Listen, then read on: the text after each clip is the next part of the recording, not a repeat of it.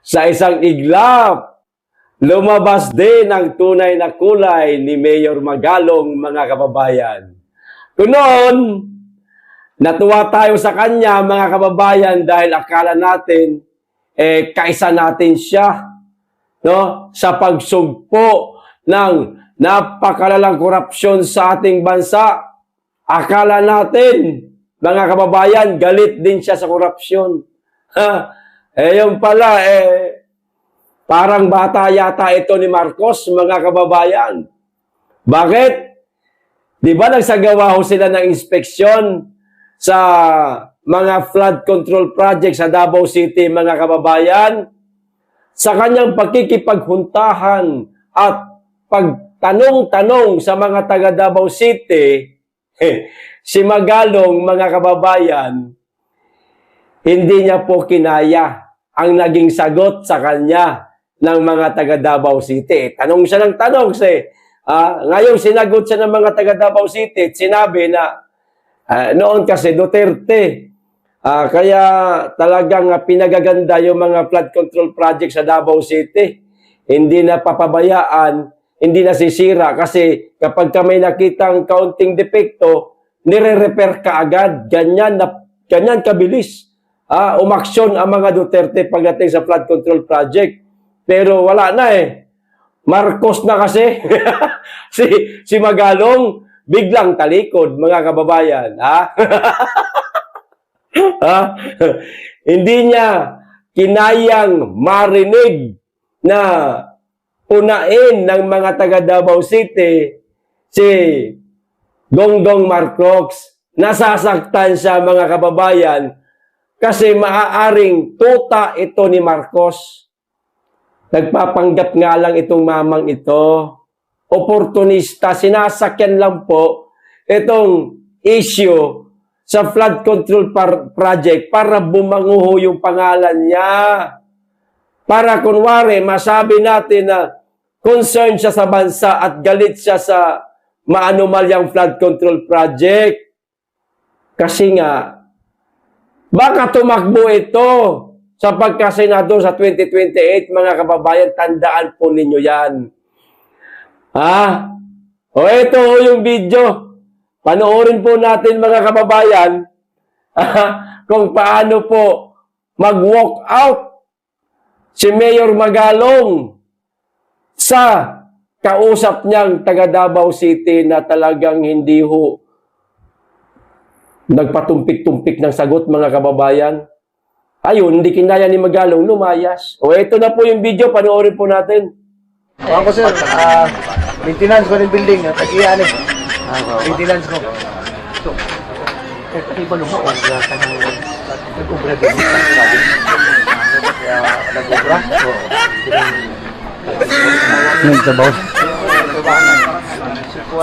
Hindi kita, di ba? Ang kailan ginawa ito? Nandito kayo.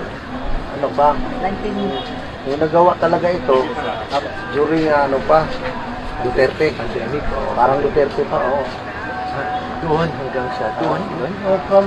Doon lang man, hanggang dito doon sa kabila. Lang nasira. Doon during Duterte time yun. Maganda yun, di ba? Maganda. Pati doon, maganda lahat. Kaya magmula dito kasi nag-umpisa itong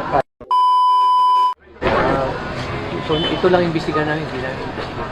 Wala na, maganda na Maganda lang doon Ayusin naman sana nila yan. Din doon. Hindi nyo lang napunta. Wala na yung mga guba dito din sa baha dati. May mga din, nasira. Pero na-repair na. Hindi pa rin na-repair. Kasi during at that time, wala na ang Duterte. Yun na si na Marcos na. Karoon ko ang mana, kanang ayoko manita. Kasi kayo. Biglang laya si Magalong, mga kababayan. Talikod ka agad dun sa kausap niyang mga taga Davao. Magalong, hindi ka pinapahiya ng mga taga Davao, ha? Nagsasabi lang sila ng katotohanan. Kung ano yung kanilang experience, kasi nga sila nakatira malapit sa flood control project na proyekto ng dating Pangulong Duterte. Panahon pa di umano ito, mga kababayan, ng pandemic, pinagawa o pinarepair ng dating Pangulong Duterte. Siyempre, tumatagal ang panahon, alam niyo naman, ang mga bagay-bagay sa mundo, nasisira, nagkakaroon ng depekto talaga yan. Natural yan. Pero dapat, naroon ang pagmintina. Pag nakitang meron ng depekto, pinagagawa ka agad. Hindi na po binabagsakan ng pondo ang Davao City. Di ba? Ano pang maimimintina nila? Sa bagay, hindi naman po ganun kalaki ang sira at walang anomalya sa flood control project na yan, mga kababayan. Kaso nga, Bongbong Marcos na. Bongbong Marcos na, sabi ng taga Davao, mga kababayan, nung marinig ni Magalong yung pangalang Bongbong Marcos na parang pinapasaringan na nito mga taga Davao, lumayas yung kalbo. Lumayas, mga kababayan. Hindi niya maatim na punain ng mga taga Davao City si Bongbong Marcos. Nakapuna-puna naman talaga. Mayor Magalong, Sir, pagkakataon na namin ito mga Pilipino na manawagan sa'yo. Sa'yo kami mananawagan. Pabida ka di ba? Epal ka di ba? Sir, naknantutsa naman Huwag mo namang gawing tanga yung mga Pilipino, lalo na ang mga taga Cebu. Sir, wala sa Davao City ang sakuna. Walang baha sa Davao City nung pumunta kayo. Ang trahedya tumama po sa Cebu City. Doon po nagkaroon ng napakataas na baha. Kasi nga, ayon na rin kay Governor Pambare 4, nakita niya mismo na maraming mga ghost project na flood control project sa Cebu City. Pero bakit nariyan kayo sa Davao City, Mayor Magalong? Sir, Sir, nasa Cebu City po ang mga sira-sira, palpak, merong anomalya na mga flood control project. Wala sa Davao, pero nasa Cebu po. Pero bakit nasa Davao kayo, sir? Talaga bang pinag-iinitan nyo ang Davao City?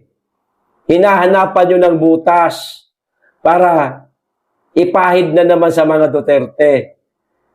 Magalong, isa pa, Mayor Magalong, kung talagang concerned ka, kung talagang si Magalong ay magaling, o baka naman naggagaling-galingan lang.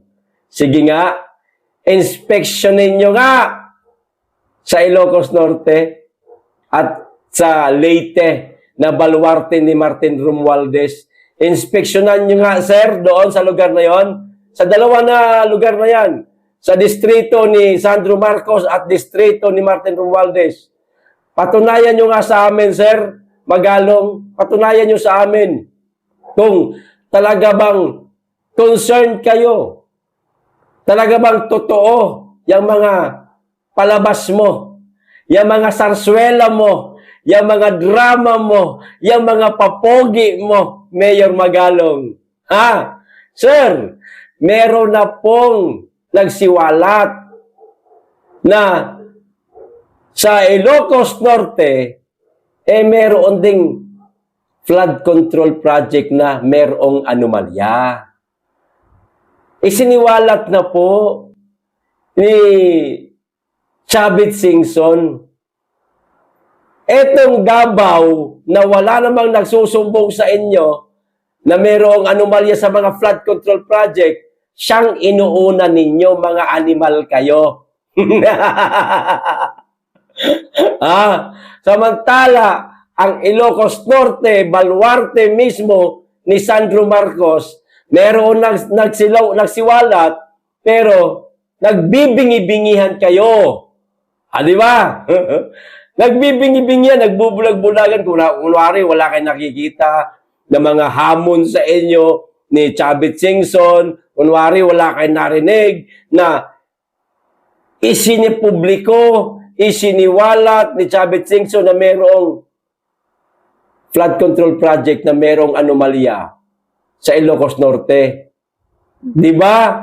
Napapaghalata ka, sir, natuta ka rin ni Marcos. Meron kang iniiwasan magalong Sir, meron kang iniiwasan. Ha? Huwag mong iiwasan yung mga isiniwalat ni Chavit Singson. Patunayan mo ngayon sa mga tao na talaga bang ikaw totoo dyan sa mga ginagawa mong drama. Sa bagay, drama lang naman kasi yan, sir. Ha? Nagdadrama ka lang. O para sa amin, ginagamit mo lang itong flood control na mga merong anomalya di umano dyan sa Davao para bumango ka sa ating mga kababayan. O, opportunista ka Sinasakyan mo itong issue para magpakilala na si Magalong concerned ko no.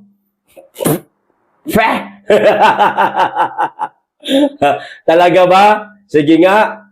Magalong, hinahamon ka namin. Hinahamon ka ng taong bayan. Hinahamon ka. Ni Chavit Singson, unahin niyo daw po ang baluarte ni Sandro Marcos at Martin Romualdez. Pero pag hindi mo pinakinggan ang hamon sa'yo o pinagbigyan ang hamon sa'yo ng taong bayan, baka rin sa paningin namin. Mabaho ka pa sa etchas ng pusa, Mayor Magalong. Sa madaling salita, himod wet packs ka rin kay Marcos. Mayor Magalong, sana isang araw, puntahan nyo ang baluarte ni Sandro Marcos at ni Martin Romualdez. Ipakita nyo sa taong bayan na talagang totoo yung ginagawa ninyo. At nang sa ganun, saluduhan at pasalamatan ka namin. Pero pag hindi mo ginawa, tae ka pa rin sa paningin namin. Ganyan kakabaho. Ano ba, mga kababayan? O eto pa isa. Matindi itong mga nalalaman ni Sal Panelo, mga kababayan.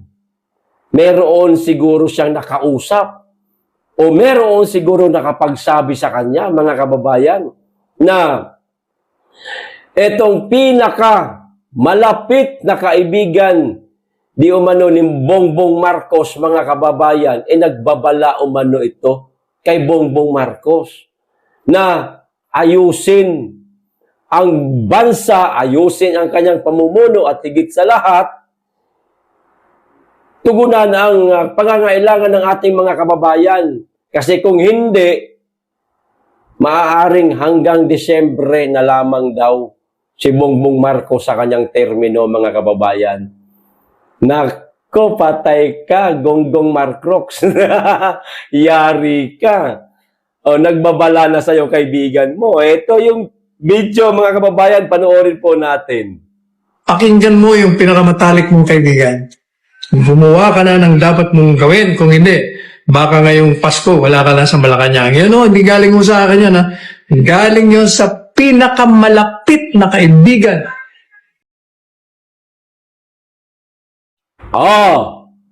Galing yun sa malapit di umano na kaibigan ni Mark Rox, mga kababayan.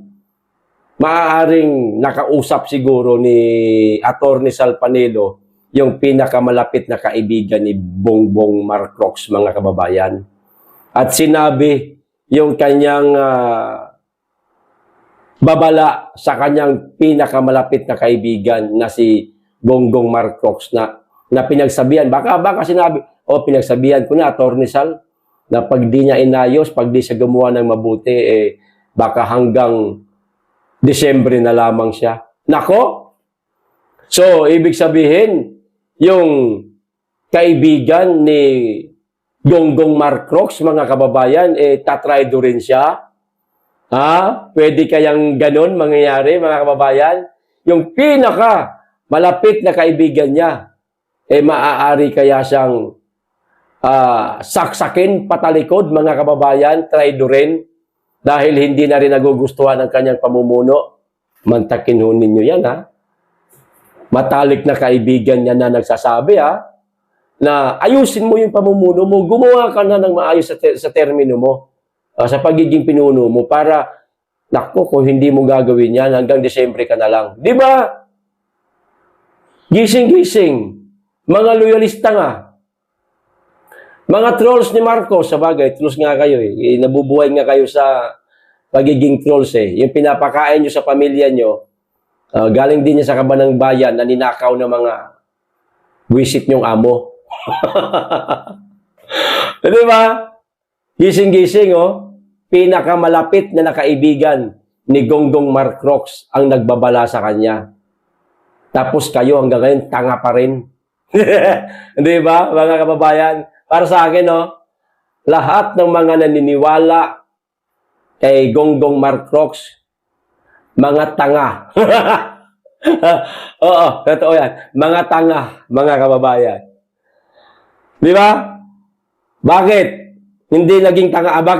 Bakit ko nasabing tanga? Lahat ng mga naniniwala kay Gonggong Marcos, o katulad nito, mga kababayan, no? Ha? Kung ano po ang mga lumalabas sa bibig nitong si Claring, mga kababayan, si Auntie Claire, ano ho, maaaring galing ho yan sa Palasyo Malacanang. Maaaring yan po ang inutos sa kanya, mga kababayan. Yan maaari ang sabihin mo to sa press briefing mo, Claire Castro. O maaaring ang nag-utos si Bongbong Marcos. No? Ito, alam niyo kung gaano katanga itong mama, itong mama na ito, mga kababayan? Oh. Ang taas na ng pride, ang tanga pa. Bakit? Alam na nilang napakaraming nangyaring trahedya sa ating bansa, lalong-lalo na ngayon, kalalabas pa lang ni Tino, itong bagyong Tino, no? Meron naman siya mga kaibigan ng mga bansa.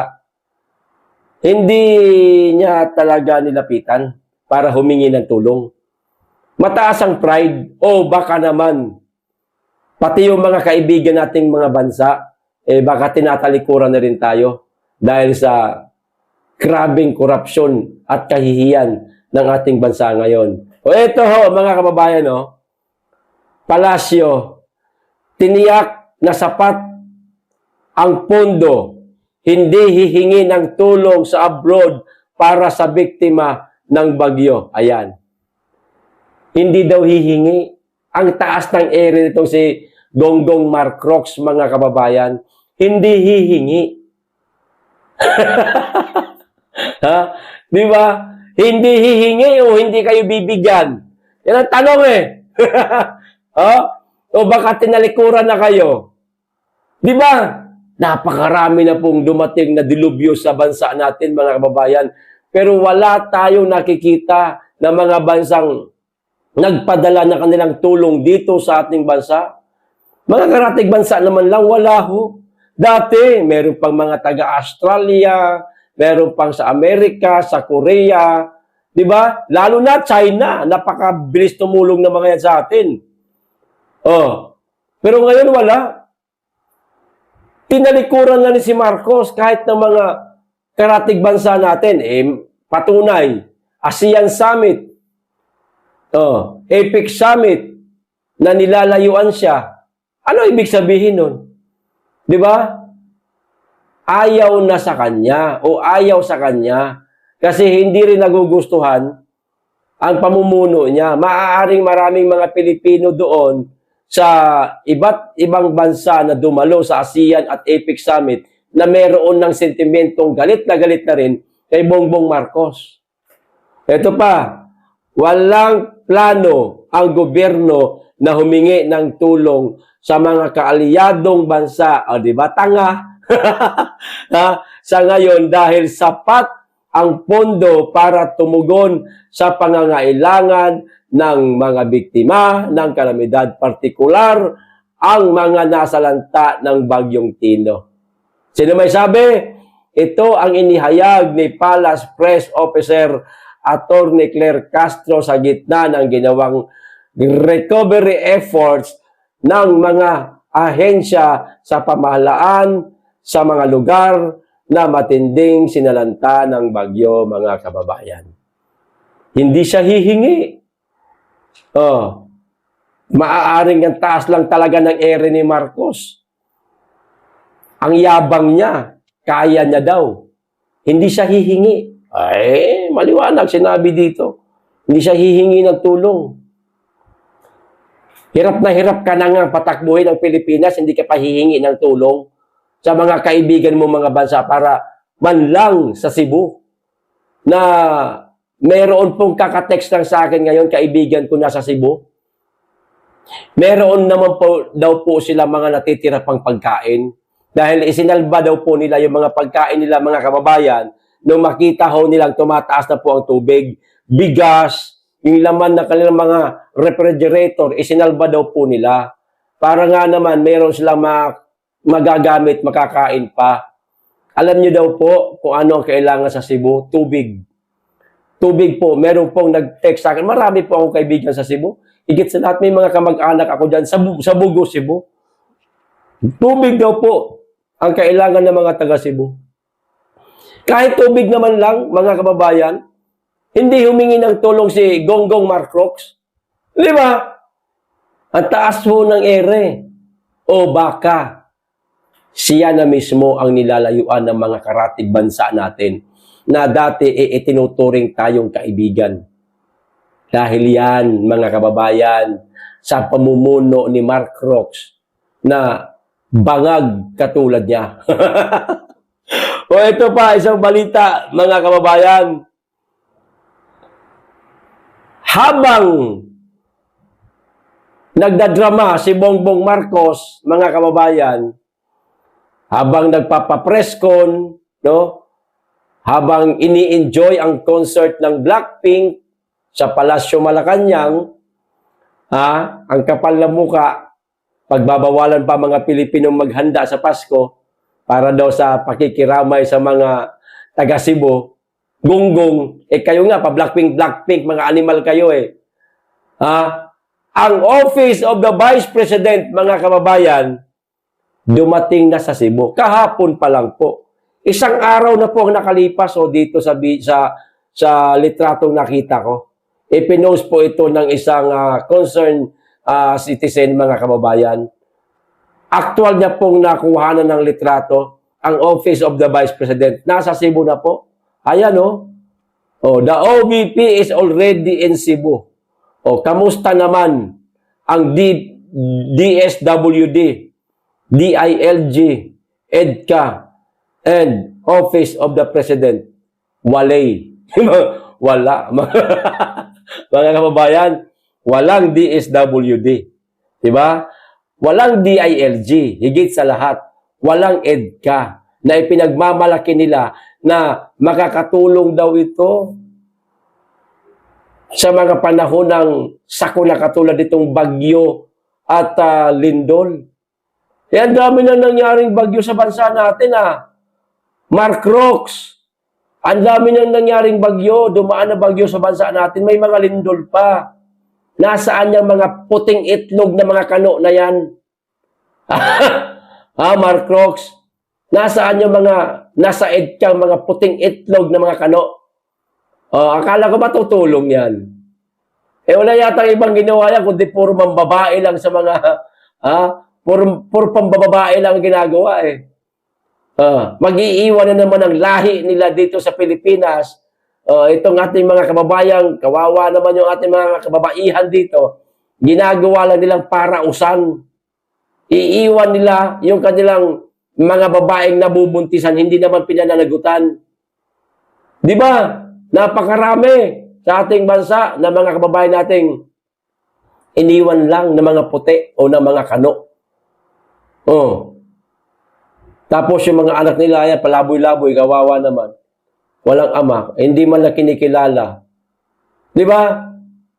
Imbis na tumulong sa mga kalamidad, tulungan yung ating mga kababayan kasi sapul, durug yung kanilang mga tahanan dahil sa mga kalamidad. Walang mga kano. kundi nandun sa beer house, mga kababayan. Nasa beer house, nagpapa-shine. Di ba? Nagpapakintab ng ulo ang mga buang. Di ba, mga kababayan? Ang OBP, lumarga kaagad. Yan ang Office of the Vice President. Yan ang Vice Presidente na wala ba kamong malasakit? Mark Rox? Magnanakaw ba di umano ng 125 million na confidential fund? Yan. Ang Vice Presidente gumagalaw na. Pero kamusta kayo?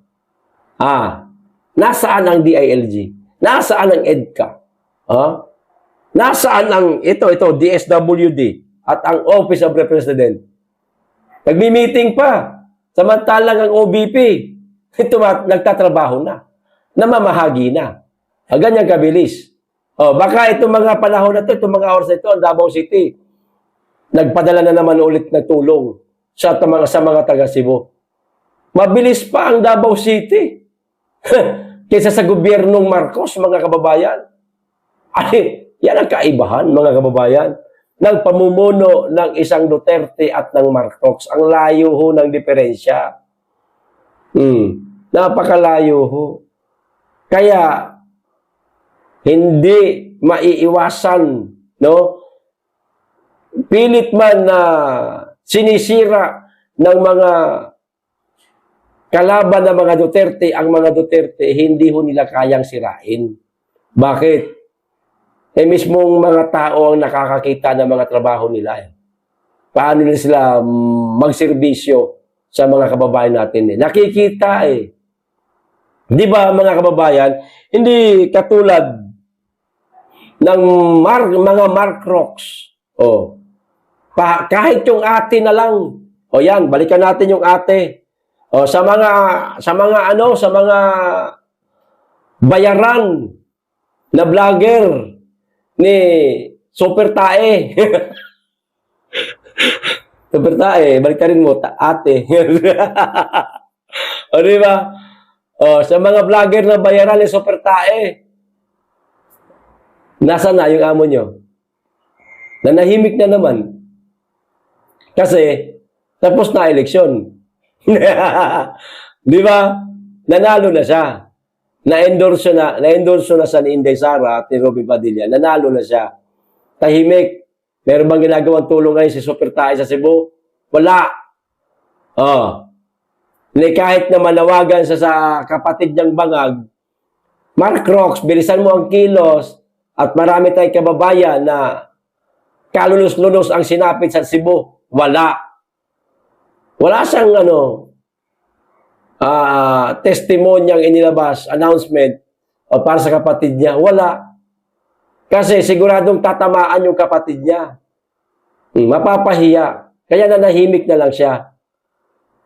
Akala ko ba dikit itong si Super Tae kay Inday Sara? Bakit wala yata, mga kababayan? Akala ko ba kung nasaan yung OBP at si BP Inday Sara, naroon din tong manggagamit na ito? Bakit wala sa Cebu?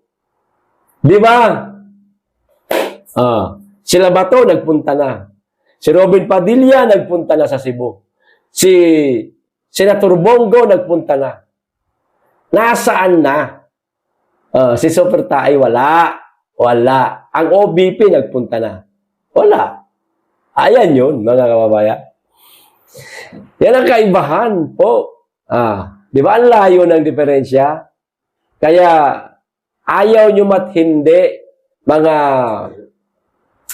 galit sa Duterte, mga anti-Duterte, ayaw nyo mat hindi.